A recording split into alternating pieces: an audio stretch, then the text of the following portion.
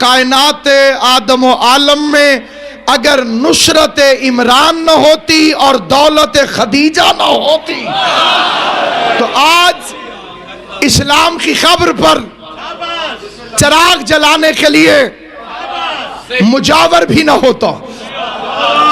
یہ مہربانی ہے اس مخدومہ کی کہ جس نے اپنی ساری دولت نبیوں کے سلطان کے قدموں میں نچھاور کر دی۔ کائنات اگر مل کر بھی اس کی دولت کی مدح سرائی کرے، اس فکرے سے زیادہ جامع فکرہ نہیں ہو سکتا۔ جہاں جہاں تک میری آواز جا رہی ہے، میں خدیجۃ الکبریٰ کی دولت کی سرحدیں ایک جملے کے اندر دکھانا چاہتا ہوں۔ جملہ ایک پڑھوں گا، جس کو زبان علی بادشاہ نے عطا فرمائی ہے۔ اگر بات انصاف کی ہو تو میرے ساتھ بولنا، انصاف نہ ہو تو بے شک چپ رہنا۔ پوری کائنات آدم و عالم میں فکرہ بھی ایک پڑھوں گا۔ حیرانگی کی بات یہ ہے کہ میں نے دعویٰ بہت بڑا کیا ہے کہ میں کائنات کی مخدومہ طیبہ طاہرہ ملیکہ خدیجۃ الکبریٰ کی دولت کو اپنے ایک فکرے کے اندر بتانے لگا ہوں۔ جہاں جہاں تک میری آواز جا رہی ہے، محمد مصطفیٰ جیسا سید الانبیاء نبی جس کے پاس ملازمت کرتا ہو اسے خدیجۃ الکبریٰ بسم اللہ غور ہے یا نہیں؟ اب عالمین کا سلطان نبی جس مخدومہ کے پاس ملازمت کرتا ہوں، صورتحال علماء نے یہ لکھی ہے کہ ملیکۃ العرب رئیسہ بدہا شہزادی کونین حضرت خدیجۃ الکبریٰ کے مال کو عرب کے ڈاکو رستے میں لوٹ لیتے تھے۔ حیا کی دیوی ملکہ بطحہ سردار مکہ کی خدمت میں آئی، سر جھکا کے کہتی ہے والی عرب، اللہ نے تجھے مکے کی سرداری عطا فرمائی ہے، ہر گھر کا ذمہ دار تو ہے، ہر گھر کا محافظ تو ہے، سرداری تیرے پاس ہے، میں مکے کی تاجر ہوں، تاجروں کی حفاظت سرداروں کی ذمہ داری میں شامل ہوتی ہے، مہربانی فرما کر میرے اس مال کی حفاظت فرما۔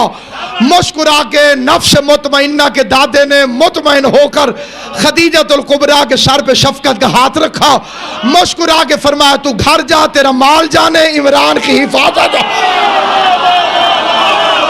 بسم اللہ۔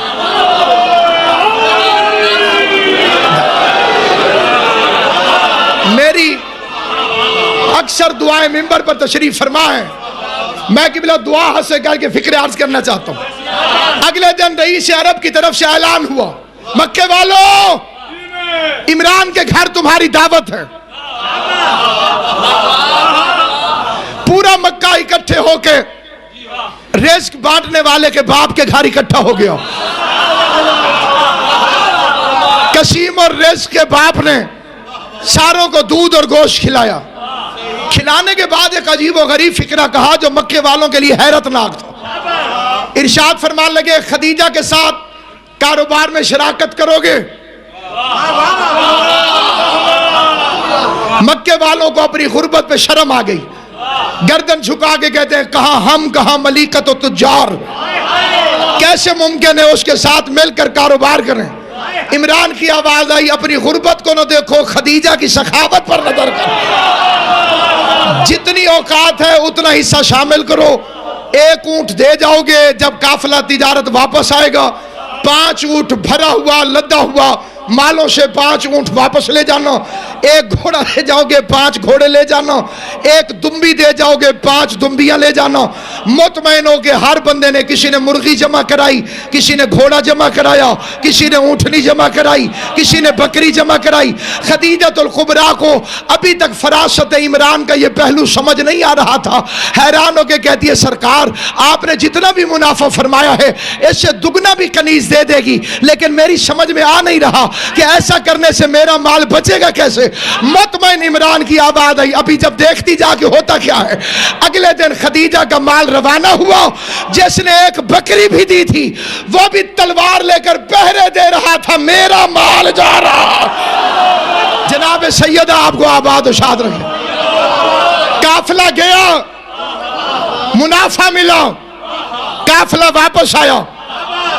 چھوٹی موٹی چوریوں سے خدیجہ الکبریٰ کو فرق کوئی نہیں پڑتا تھا, لیکن تاجرانہ ذہنیت کے مالک اس بات کو جانتے ہیں کہ تھوڑا سا نقصان بھی دل کو تکلیف پہنچاتا ہے. اس بار کوئی ایک اونٹ نہیں لوٹا گیا. خدیجہ الکبریٰ نہایت خوش ہوئی.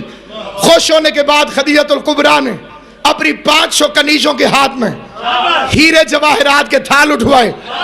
پورے منافع سے کئی گنا زیادہ ہاتھوں میں اٹھا کر سرکار عمران کے دروازے پر گئی. سرکار عمران نے اٹھ کر شریف سرداروں کی طرح استقبال کیا. شریف بیٹیوں کی طرح جھک کے خدیجہ نے ہاتھ جوڑے. سرکار آپ کی فراست کی وجہ سے میرے مال کو کوئی خطرہ نہیں ہوا. کنیز ہو کے آپ کی خدمت میں اجرت لے کر آئی ہوں. ادھر اجرت کا نام آیا, ادھر عمران کے چہرے کے رنگ تبدیل ہوئے. جلال میں آ کے فرمایا, خدیجہ خدیجہ اجرت لے کے خدمت کرنا ہاشمیوں کا قانون نہیں ہے. بسم اللہ, تیری خدمت کرنا, اجرت لے کے خدمت کرنا ہاشمیوں کا قانون نہیں. خدیجہ الکبریٰ نے گردن مزید جھکا دی. شرمسار لہجے میں عرض کرتی ہے, کنیز نے بھی کچھ ایسی ہی طبیعت پائی ہے, مفت خدمت قبول نہیں کرتی. دو سرداروں کے درمیان گفتگو تھی. نتیجہ نکلا کہ یہ جو تو ہدیہ لے کر آئی ہے یہ غریبوں میں بانٹ دیتے ہیں. پیغمبر فرمانے لگے, ایک کام میرا کر دے. میرا ایک بھتیجا ہے, میں نے اسے اولاد سے زیادہ بڑھ کے پالا ہے. بچپن میں ہی میرے پاس آ گیا تھا. پیدا ہونے سے پہلے باپ اور کچھ سال کی عمر میں ماں دنیا سے چلی گئی تھی. تب سے اسے میں نے پالا ہے. وہ بھتیجا نہیں, میرے سینے کا تعویذ ہے. اسے لٹاتا ہوں اپنے سینے پر, کھلاتا ہوں اپنے ہاتھ سے. نہایت شریف, نہایت امین. اب وہ 25 سال کا ہو گیا. میں چاہتا ہوں اپنے پاؤں پہ کھڑا ہو. احسان کا بدلہ اتارنے کا بہترین طریقہ یہ ہے, تو اپنا تھوڑا سا مال دے دینا, وہ تجارت کرنے چلا جائے گا, تیرا بدلہ اتر جائے گا, میرا بھتیجا برسر روزگار ہو جائے گا. خدیجہ الکبریٰ نے عمران کی تجویز کو منظور فرمایا. خدیجہ اپنے گھر چلی گئی. اگلے دن صبح کے وقت جوان بھتیجے کو نوکری کے لیے لے جانے کی خاطر عمران جیسا شہزادہ تیار کرنے لگا. برابر کے بھتیجے کے ہاتھوں میں ہاتھ ڈالا, ماتھا چوم کے رستے میں سمجھاتے جا رہے ہیں, اصول تجارت میرے لال میں نے تجھے سکھا دیے ہیں, ایمانداری زمانہ تجھ میں دیکھ چکا ہے, بہت اچھی بچی ہے, بہت نیک ہے, بڑی خاندان کی اچھی ہے. تھوڑے سے دور کے ہمارے رشتہ دار ہوتے ہیں, بڑی مالدار ہے, میں نے اس سے بات کر لی ہے, انشاءاللہ تم اس کی طبیعت سے مطمئن ہو جاؤ گے. عمران محمد مصطفیٰ کو لے کے خدیجہ کی دیوڑی پہ پہنچا.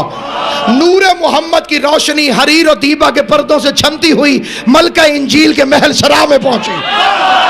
خوشبو مصطفیٰ سن کے خدیجہ الکبریٰ بیدار ہوئی, دوڑ کے زیارت محمد کی مشتاق ہو کے دروازے پہ آئی. پردے کے پیچھے سے بچپن کے خواب کی تعبیر کھڑی ہوئی نظر. سلامت و آباد. بچپن کے خواب کی تعبیر پردے کے پیچھے کھڑی ہوئی نظر آئی. بچپن میں خواب دیکھا تھا کہ عرش پہ شادی ہو رہی. خویلد جو بہت بڑا عالم تھا, ولی تھا اپنے زمانے کو, اس سے جا کے پوچھا کہ اس خواب کی تعبیر کیا ہے. کہ اگر تم نے ایسے ہی خواب دیکھا ہے تو اس کی تعبیر یہ ہے, کائنات میں دوسری سب سے بڑی شادی. مرشد جی, پہلی بڑی شادی نہیں, دوسری بڑی شادی. اس لیے کہ خویلد کی بیٹی کا نکاح اور ہوتا ہے, محمد کی بیٹی کا نکاح اور. بسم اللہ. سارے مل کے پوری تحیدری.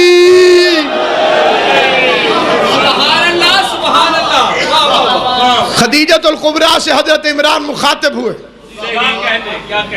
اتنا مال بھجوا رہی ہو تجارت کے لیے. کہنے لگی جتنا موجود ہے سارے کا سارا مال بھجوانا چاہتی ہوں, سارے کا سارا مال. سارا مال خدیجۃ الکبریٰ نے حضور علیہ السلام کے حوالے کیا. کائنات کا سب سے امین پیغمبر جو حامل امانت الہی تھا, وہ خدیجۃ الکبریٰ کا مال لے کر ملک شام کی طرف روانہ ہوا. ملک شام سے واپس پہنچے اور میسرہ کو حکم یہ تھا تو نے پورے رستے میں کچھ نہیں کرنا, کچھ بھی نہیں کرنا, صرف خصائل مصطفیٰ پہ نظر رکھ, چال چلن دیکھتا رہے. اپنا کام مکمل کر کے قافلے سے پہلے میسرہ پہنچ گیا. کرسی کے اوپر ملکہ انجیل تشریف فرما ہوئی, پردے کے پیچھے غلام میسرہ دست بستہ کھڑا ہو گیا. پہلا فکرہ آواز آئی جناب خدیجۃ الکبریٰ کی, میسرہ محمد کے عیب بتاؤ. جو جوان چپ کر گئے ان کی بھی توجہ چاہتا ہوں. آج بھی جہاں رشتہ کرنا ہو وہاں فضائل نہیں پوچھے جاتے. تحقیق ہمیشہ یہ پوچھی جاتی ہے کہ کوئی عیب نہ ہو, کوئی عیب ہے تو بیان کرو. پہلا فکرہ جو اس کے منہ سے نکلا سیرت ابن ہشام میں ہے. دیکھ کے کہنے لگا بی بی سفر میں گرمی ہوتی ہے, گرمی میں پسینہ آتا ہے, پسینے سے بدبو آتی ہے. ہم عرب پسینوں میں سفر کے اندر خوشبوات کو, عطریات کو اپنے ساتھ رکھتے ہیں تاکہ بدن سے بدبو دور کر سکیں. تیری عزت کی قسم اس دفعہ رستے میں پسینہ بھی آیا, بدبو نہیں آئی, کیونکہ محمد کے بدن کا پسینہ مشک سے اعلیٰ ہے اور عنبر سے بہتر ہے.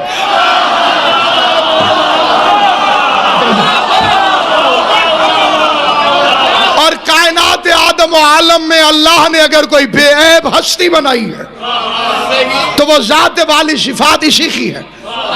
خدیجۃ الکبریٰ کے چہرے پہ شرم و حیا کے بادل پہلے ہی چھائے ہوئے تھے. اور اب ایک مرتبہ گردن جھکا کے کہتی ہے میسرہ میرا ایک کام کر, میرا رشتہ لے کر جاؤ.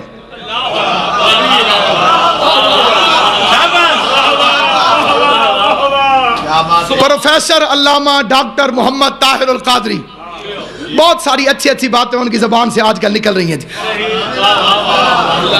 پہلا ان کا فکرہ بڑا عظیم جو مجھے پسند آیا. ایک بندے نے پوچھا قادری صاحب آپ سننی ہے؟ میں کہا 100%.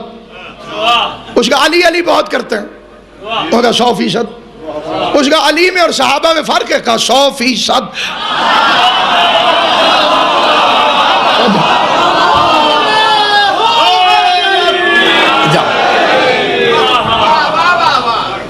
بسم اللہ کرنا. علی میں اور باقی صحابہ میں کوئی فرق ہے؟ ان کا جی 100%.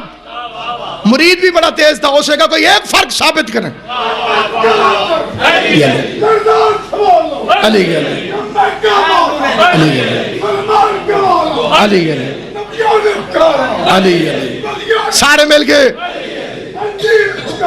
علی علی علی علی علی علی علی علی حیدری. اس نے کہا جی آپ سننی ہے کہا 100%. کہا آپ علی بہت کرتے ہیں کہا 100%. کہا باقی صحابہ میں اور علی میں کوئی فرق ہے کہا 100%. کہا کوئی ایک فرق بتاؤ گا, تیری سمجھ میں نہیں آیا. باقی ایسے خلیفہ بنے, علی ایسے خلیفہ بنا.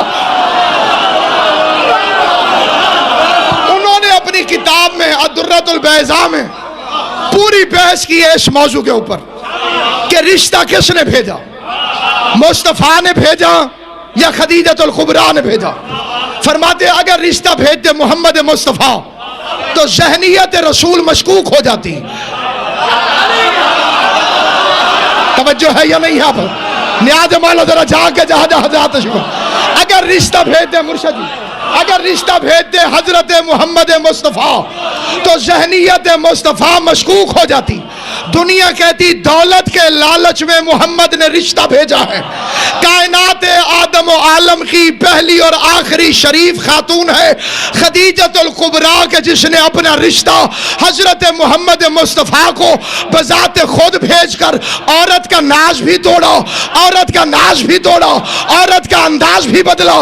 کائنات میں رشتہ ہمیشہ لڑکے والے بھیجتے ہیں, اور اگر لڑکی والے کسی گھر میں رشتہ کرنے بھی جائیں تو وہ کسی شریف آدمی کو بیچ میں وسیلہ بنا کر اپنی توجہ دلاتے ہیں. لیکن خدیجۃ الکبریٰ شرافت کے خاندانوں میں وہ پہلی مستور ہے جس نے اپنا رشتہ بذات خود محمد مصطفیٰ کو بھجوا کر پیغمبر کو قیامت تک کے غیر مسلم تانوں سے محفوظ کیا. اللہ کی آواز آئی, اے خدیجۃ الکبریٰ, تو نے اپنا رشتہ پہلے بھجوا کر پہل کر کے میرے محمد پہ احسان کیا ہے. حل جزاء الاحسان الا الاحسان, احسان کا بدلہ احسان ہے. تو نے کیا رشتہ بھیجنے کی پہل مستور ہو کر میں اللہ ہو کے وعدہ کرتا ہوں قیامت تک جب بھی کسی کی شادی ہوگی مولوی پہلے لڑکی سے پوچھے گا پھر لڑکے کے بعد.